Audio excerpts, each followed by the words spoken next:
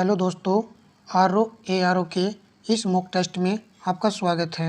इस mock test में 9% है और ख़ास बात यह है कि दोस्तों 6% तो करंट अफेयर के इसमें शामिल हैं और साथ में 10% यूपी जीएस के हैं।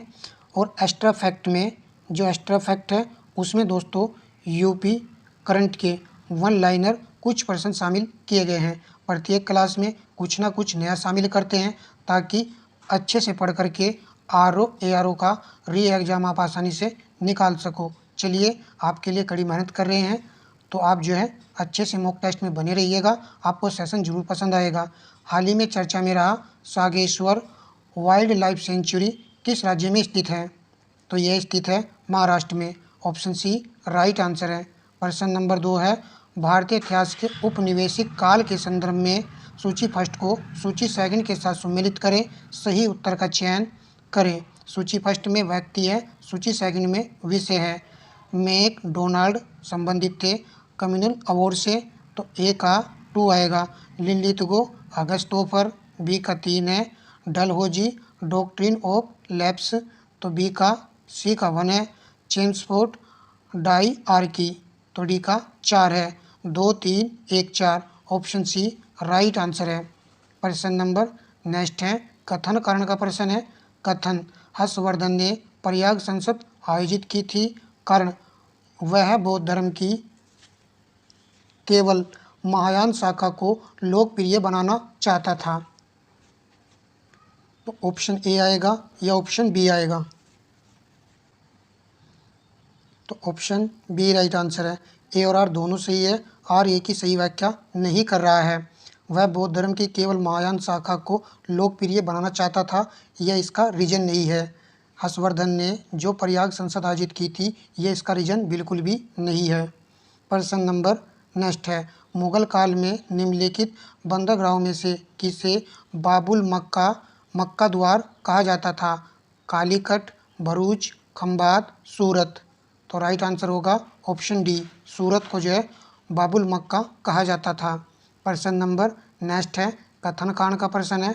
कथन, जैन धर्म के अहिंसा पर बल ने कृषिवादियों को जैन धर्म को अपनाने से रोका, कारण कृषि में कीड़ों एवं पीड़कों की हत्या शामिल है।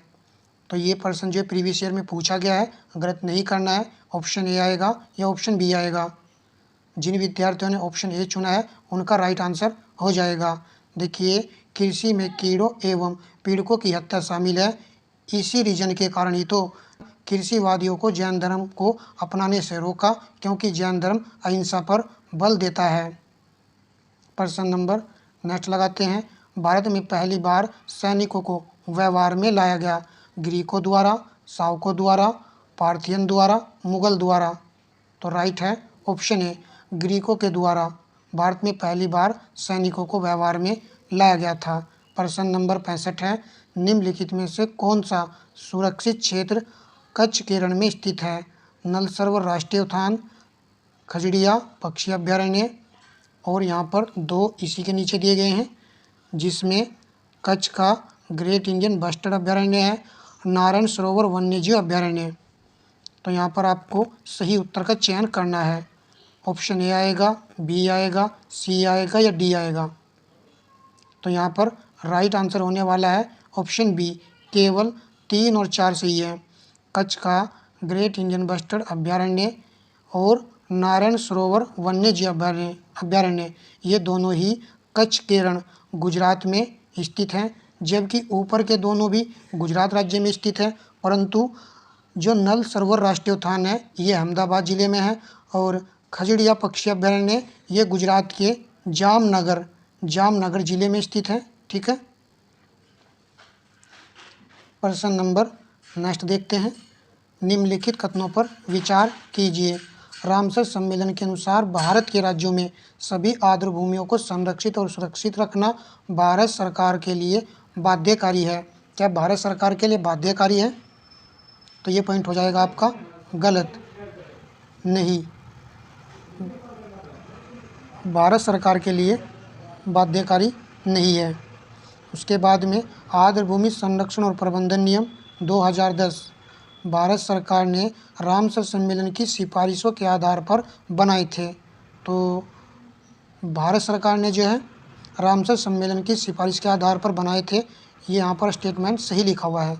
आर्द्र भूमि संरक्षण और प्रबंधन नियम 2010 आर्द्र भूमियों के उपयोग क्षेत्र या जल ग्रहण क्षेत्रों को शामिल करते हैं, जैसा कि प्राधिकरण द्वारा निर्धारित किया गया है। दलदली भूमि वगैरह ही शामिल की जाती है। तो तीसरा पॉइंट भी आपका सही हो जाएगा। तो सही का चयन करना था, ऑप्शन बी राइट आंसर है। केवल 2 और 3 सही है। आर्द्र भूमि संरक्षण और प्रबंधन नियम 2010, ये चीज़ याद रखनी है, 2010। नेक्स्ट प्रश्न पर आ जाते हैं। एक निश्चित कोड भाषा में इंडिया को ये लिखा जाता है, चाइना को ये लिखा जाता है, उस भाषा में जापान को कैसे लिखा जाएगा? तो वेरी इजी है, आप जो नंबर डाल लीजिए। आई का नंबर जो है 9 होता है और के का 11 होता है, 2 की बढ़त हो रही है, सीधी सीधी यहाँ पर दिख रही है। उसके बाद में सी का 3 होता है और ई का 5 होता है, यहाँ पर भी 2 की बढ़त है। तो जे का 10 होता है, 10 में जब आप 2 को जोड़ देंगे तो 12 हो जाएगा और 12 पर होता है आपका एल। क्या होता है? एल। एल परंतु यहाँ पर सभी में मेंशन किया गया है। अब आप जो है लास्ट टर्म को देखिए, ए से सी हुआ, यहाँ पर भी 2 की बढ़त है, ए से सी हुआ 2 की बढ़त है, तो एन से 2 बढ़ जाइए, 14 में जब आप 2 जोड़ देंगे 16 हो जाएगा, 16 का पी होता है, तो सी ऑप्शन तो हट जाएगा। अब आपका आंसर ए, बी और डी में है। अब आप जो ए को चुन लीजिए, ए को चुनेंगे, ए से क्या हो रहा है? सी हो रहा है, तो ए से क्या हो जाएगा? सी, तो ए से क्या हो जाएगा? सी, तो सी किस में है? ऑप्शन डी में है, तो डी आपके प्रश्न का राइट आंसर हो चुका है। वेरी इजी था। नेक्स्ट प्रश्न पर आते हैं। एक कूट भाषा में देखिए इसको इस प्रकार लिखा जाता है और इसको इस प्रकार लिखा जाता है, उसी भाषा में इसको किस प्रकार लिखा जाएगा? तो पहले को ध्यान से देखिए, MUSCLE, तो SUSMLEC, यानी कि इस शब्द से इसको ही बनाया गया है, परंतु आगे पीछे करके इसको बनाया गया है। तो यहाँ पर आप देख सकते हो US ये वाला स्टार्टिंग में लिख दिया गया है, तो यहाँ पर भी आप ऐसे ही कीजिए। HR को पहले लिख दीजिए, HR कहाँ पर है? तो डी ऑप्शन में है। सीधा सा आपके प्रश्न का राइट आंसर आ चुका है कुछ ही सेकंड में। चलिए प्रश्न नंबर नेक्स्ट है। सूची फर्स्ट का मिलान आपको सूची सेकंड से करना है। सूची फर्स्ट में लोकगीत है और सूची सेकंड में क्षेत्र दिया गया है। बिरहा, लोकगीत, पूर्वांचल, ए का 3 आएगा। ए का 3 केवल ऑप्शन सी में है, आप सभी ने इसको सही से टिक कर दिया है। रसिया भारत क्षेत्र में, उसके बाद में आला बुंदेलखंड का लोकगीत है। कजरी अवध है, तो यहाँ पर सी ही राइट आंसर है। उसके बाद में नेक्स्ट प्रश्न लगाते हैं। निम्नलिखित में से कौन सा युगम सुमेलित नहीं है? वृंदावन मंदिर मथुरा दिया गया है। JK मंदिर ये तो दोस्तों कानपुर में है, तो यहाँ पर यही आंसर हो जाएगा, यही सही सुमेलित नहीं है। विश्वनाथ मंदिर वाराणसी में है। देवी पाटन मंदिर तुलसीपुर में है। प्रश्न नंबर नेक्स्ट है। ठुमरी गायिका गिरजा देवी संबंधित है, बहुत बार पूछा गया है, तो राइट आंसर होगा ऑप्शन ए, बनारस घराने से ये संबंधित हैं। प्रश्न नंबर नेक्स्ट लगाते हैं। धूमकेतु की पूंछ सूर्य से परे दृष्ट होती है क्योंकि? इसका रीजन क्या है वो आपको देख लेना है। ऑप्शन ए को देखिए, बी को, सी को देख लीजिए।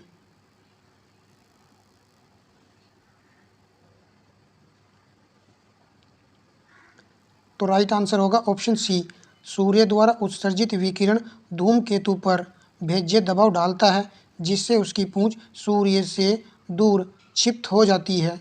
ये इसका यहाँ पर सही आंसर होगा। ठीक है, नेक्स्ट प्रश्न पर आ जाते हैं। अभ्यास सी ड्रैगन 2025 SD25 के संदर्भ में निम्नलिखित कथनों पर विचार कीजिए। इसकी मेजबानी ऑस्ट्रेलिया नौसेना ने की थी। यह एक बहुराष्ट्रीय पनडुब्बी रोधी युद्ध था जिसमें भारत ने भी भाग लिया था। कौन सा सही है?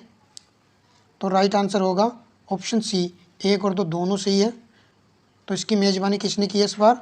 ऑस्ट्रेलिया ने की है। ठीक है, इंपॉर्टेंट क्वेश्चन है ये। तो आप सभी जानते होंगे इसमें जो है दोस्तों जापान देश भी शामिल है। और साथ में ऑस्ट्रेलिया भी शामिल है और भारत भी शामिल है, अमेरिका। तो जो है और इसका अभ्यास कहाँ पर किया गया है? तो इसका अभ्यास जो किया गया है पश्चिमी, ये भी प्रश्न बन सकता है, पश्चिमी प्रशांत महासागर में, पश्चिमी प्रशांत महासागर में जो है इसका आयोजन किया गया है और वो भी गुआम के तट के पास, गुआम के तट के पास किया गया है। इस चीज़ को नोट रखना है। और ये 7वें बेड़े द्वारा आयोजित किया गया है, अमेरिकी नौसेना के 7वें बेड़े द्वारा, 7वें बेड़े द्वारा इसको आयोजित किया गया है। चलिए नेक्स्ट प्रश्न लगाते हैं। क्रिस्टी कोवेंट्री के बारे में निम्नलिखित कथनों पर विचार कीजिए। वह अंतर्राष्ट्रीय ओलंपिक समिति IOC की पहली महिला अध्यक्ष हैं। वह अंतर्राष्ट्रीय ओलंपिक समिति IOC की पहली अफ्रीकी अध्यक्ष हैं। कौन सा कथन सही है? गलत नहीं करना। मैंने आपको करंट अफेयर की एक वीडियो उपलब्ध कराई थी, उसमें ये क्वेश्चन आया था।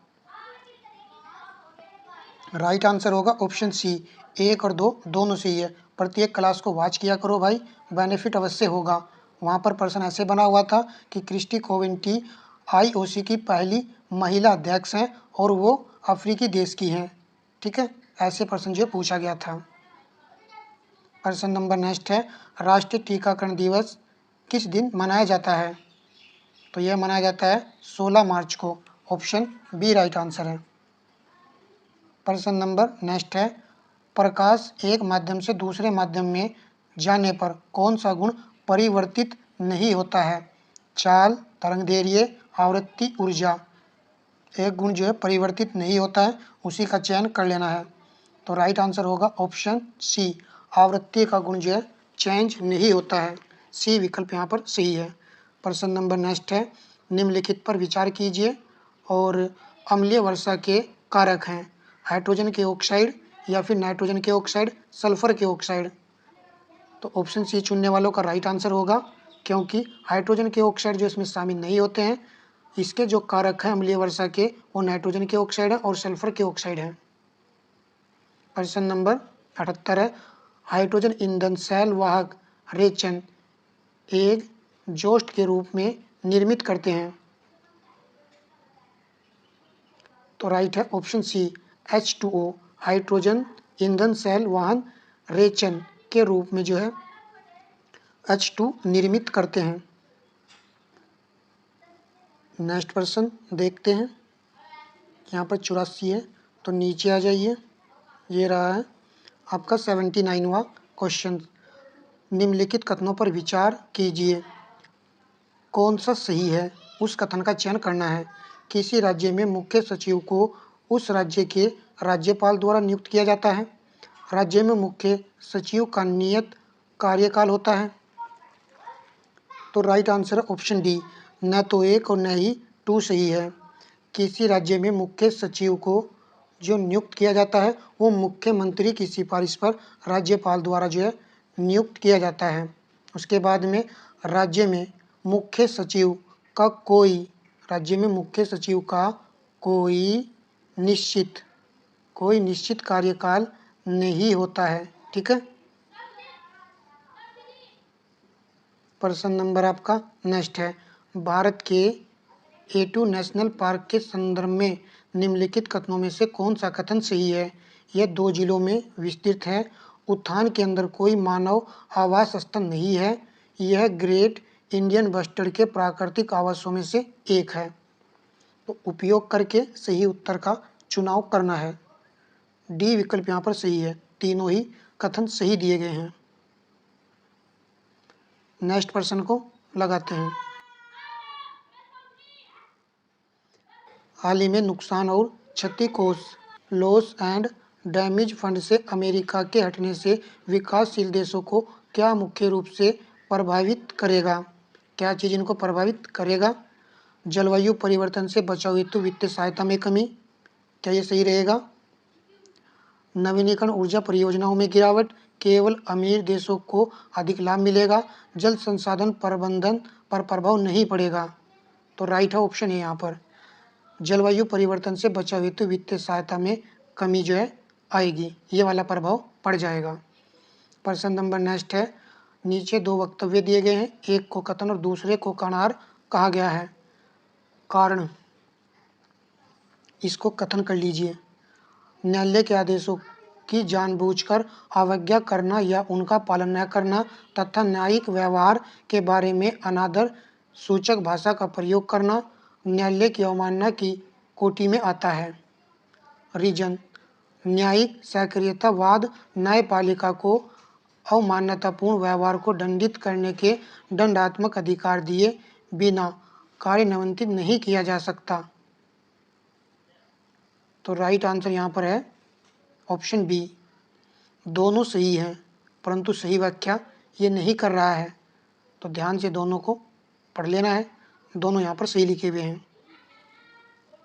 प्रश्न नंबर आपका 83 है, भारत के प्रधानमंत्री की नियुक्ति के समय जरूरी नहीं कि वह संसद के दोनों सदनों में से एक की आवश्यक रूप से सदस्य हो, परंतु 6 माह के अंदर आवश्यक रूप से दोनों में से एक सदन का सदस्य होना चाहिए।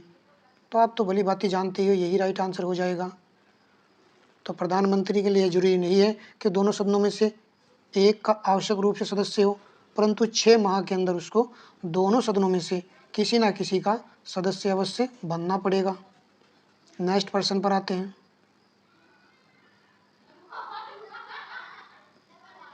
उत्तर प्रदेश में जैन एवं बौद्ध दोनों धर्मों का एक प्रसिद्ध तीर्थ स्थल है। तो राइट है कौशाम्बी।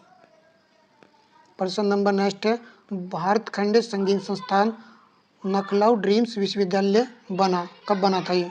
2001, 2003। तो राइट आंसर आपको चुन लेना है। ऑप्शन बी राइट आंसर है, 2001 में। नेक्स्ट प्रश्न, चरकुला प्रमुख लोक नृत्य है। तो बहुत बार परीक्षा में पूछा जाता है। ब्रज क्षेत्र का, ब्रज भूमि का, बी विकल्प यहाँ पर सही है। नेक्स्ट प्रश्न, उत्तर प्रदेश शासन ने संगीत रत्न पुरस्कार जिसके स्मृति में प्रारंभ किया वे हैं, किसकी स्मृति में इसको प्रारंभ किया गया था? राइट आंसर चुनने वालों का सही हो जाएगा ऑप्शन सी, उस्ताद बिस्मिल्लाह खान। प्रश्न नंबर नेक्स्ट है, निम्नलिखित में से कौन सी ब्रह्मपुत्र की सहायक नदी है या नदियां हैं? दिबांग, कमेंग, लोहित। सही का चयन करना है। तो तीनों ही जो है ब्रह्मपुत्र की सहायक नदियां हैं, डी विकल्प यहाँ पर सही है। प्रश्न नंबर नेक्स्ट है, निम्नलिखित कथनों पर विचार करें। जबलपुर की देशांतर रेखा इंदौर व भोपाल की देशांतर रेखाओं के बीच स्थित है। जबलपुर की देशांतर रेखा इंदौर व भोपाल की देशांतर रेखाओं के बीच स्थित है। क्या ये सही है? औरंगाबाद का अक्षांश बड़ोदरा व पुणे के अक्षांशों के बीच है। बंगलोर की अवस्थिति चेन्नई की तुलना में अधिक दक्षिणावर्त है। आईएएस में पूछा गया क्वेश्चन है, प्रीवियस ईयर का क्वेश्चन है ये भी। तो राइट आंसर होगा ऑप्शन सी, 2 और 3 यहाँ पर सही है। औरंगाबाद का जो अक्षांश है बड़ोदरा व पुणे के अक्षांशों के बीच स्थित है और बेंगलोर की अवस्थिति चेन्नई की तुलना में अधिक दक्षिणावर्त है। ठीक है। और भैया जबलपुर की देशांतर रेखा इंदौर व भोपाल की रेखाओं के बीच स्थित है। यहाँ पर जो देशांतर लिखा हुआ ये गलत है। नेक्स्ट, निम्नलिखित शहरों में से कौन सा समुद्र तल से सबसे अधिक ऊंचाई पर स्थित है? बेंगलोर, दिल्ली, जोधपुर, नागपुर। राइट है बेंगलोर, ऑप्शन ए सही है। प्रश्न नंबर नेक्स्ट लगाते हैं। सूची फर्स्ट में ईंधन गैसों, सूची सेकंड में प्रमुख अवयव के साथ मिलान करना है। तो सूची फर्स्ट में ईंधन गैसों को दिया गया है, सूची सेकंड में प्रमुख अवयव दिए गए हैं, उनके जो भी अवयव हैं, भाग हैं, उनको देख लेना है। सीएनजी, तो इसको यहाँ पर थोड़ा सा इसके ऑप्शन ऊपर दिए गए हैं। तो सीएनजी के लिए जो होता है मीथेन और इथेन होता है। ठीक है, चलिए आ जाइए। मीथेन इथेन यहाँ पर दिया गया है, तो ए का जो है 3 हो जाएगा। कोयला में क्या, कोयला गैस में hydrogen, methane, carbon monoxide gas, तो बी का 4 होगा। 3, 4 किस ऑप्शन में है? ऑप्शन बी में है। ठीक है, तो कोयला जो होता है उससे मीथेन गैस उत्सर्जन होती है, जो कोयले की खान होती है वहाँ से क्या निकलती है, मीथेन गैस निकलती है, नहीं निकलती है, निकलती है। तो ये इसका भाग है। एलपीजी, एलपीजी के लिए क्या आता है, इसके लिए आता है ब्यूटेन प्रोपेन। पानी की गैस के लिए क्या आएगा, इसके लिए आएगा जो वहाँ पहला ऑप्शन में दिया गया था, carbon monoxide plus hydrogen gas, ये आएगा। तो बी यहाँ पर राइट था। नेक्स्ट, उनियाला केरेलेंसिस, जिसे हाल ही में उनियाला जीनस की एक अलग प्रजाति के रूप में पुष्टि की गई है, वह है, क्या है वह, पुप्सी पादप प्रजाति है, या सांप की प्रजाति है, या छिपकली की प्रजाति है, मेंढक की प्रजाति है। तो यह एक पुष्पी पादप की प्रजाति है, उनियाला जीनस। नेक्स्ट प्रश्न को देखते हैं। मिलान संबंधी प्रश्न है।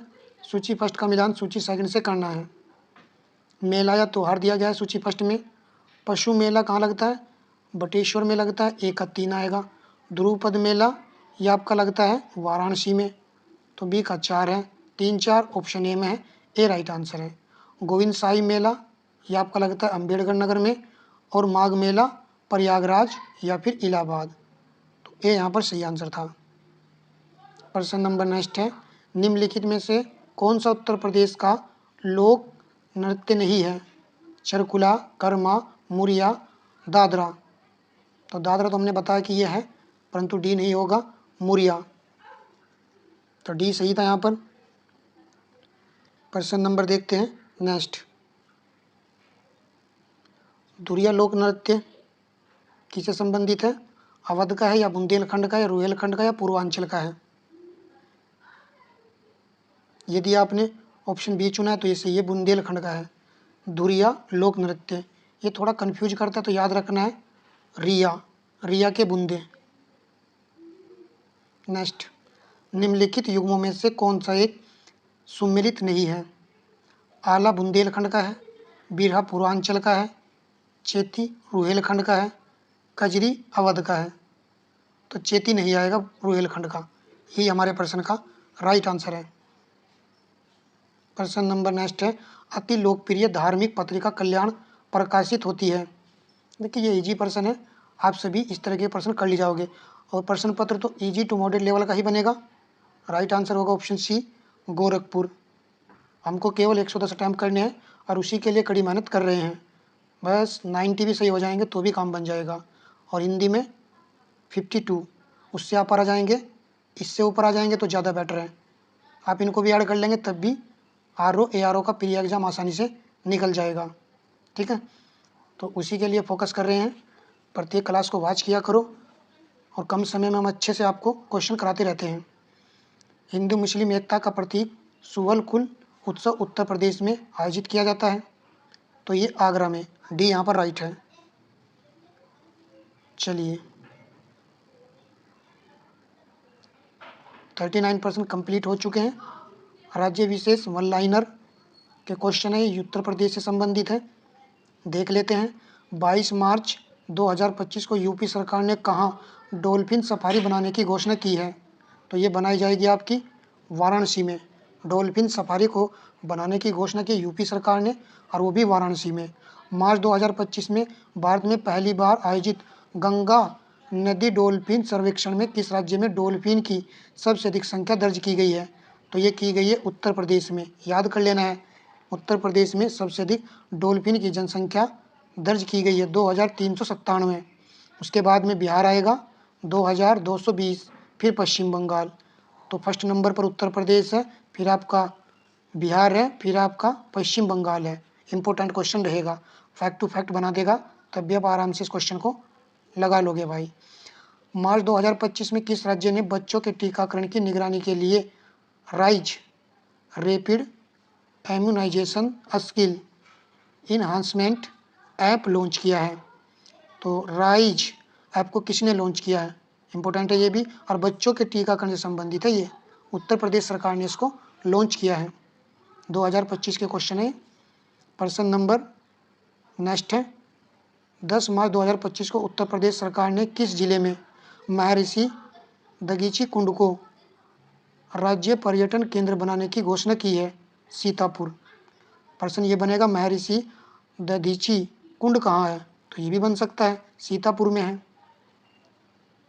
नेक्स्ट, हाल ही में उत्तर प्रदेश सरकार ने राज्य स्मार्ट सिटी मिशन योजना का कार्यकाल कितने वर्ष के लिए और बढ़ा दिया है, तो 2 वर्ष के लिए बढ़ा दिया है, 2027 तक। चलिए देखिए कितने इंपॉर्टेंट क्वेश्चन है ये। जो विद्यार्थी क्लास को शुरू से आखिर तक देखते हैं उनको बेनिफिट अवश्य ही होगा एग्जाम में। हाल ही में मुख्यमंत्री योगी आदित्यनाथ ने माइक्रोसॉफ्ट कैंप्स की आधारशिला किस शहर में रखी है, तो माइक्रोसॉफ्ट कैंप्स की आधारशिला रखी गई है नोएडा, यूपी के नोएडा में। लास्ट प्रश्न है, 1 मार्च 2025 को उत्तर प्रदेश के किस जिले में डॉक्टर डिजिटल क्लिनिक की शुरुआत की गई है, तो ये शुरुआत की गई है सीतापुर में। डॉक्टर डिजिटल क्लिनिक सीतापुर में इसकी शुरुआत की गई है। सेशन आपको जरूर पसंद आया होगा दोस्तों। यदि पसंद आता है तो आप कमेंट कर सकते हो, वीडियो को लाइक कर सकते हो और अपने दोस्तों में ज़्यादा से ज़्यादा दोस्तों शेयर किया करो। चैनल पर नए हो तो सब्सक्राइब कर सकते हो। तो दोस्तों नेक्स्ट क्लास जो होगी वो आपकी होगी घटना चक्र से साइंस के क्वेश्चन होंगे जो कि सिलेक्टेड होंगे, उस क्लास को जरूर वॉच कीजिएगा।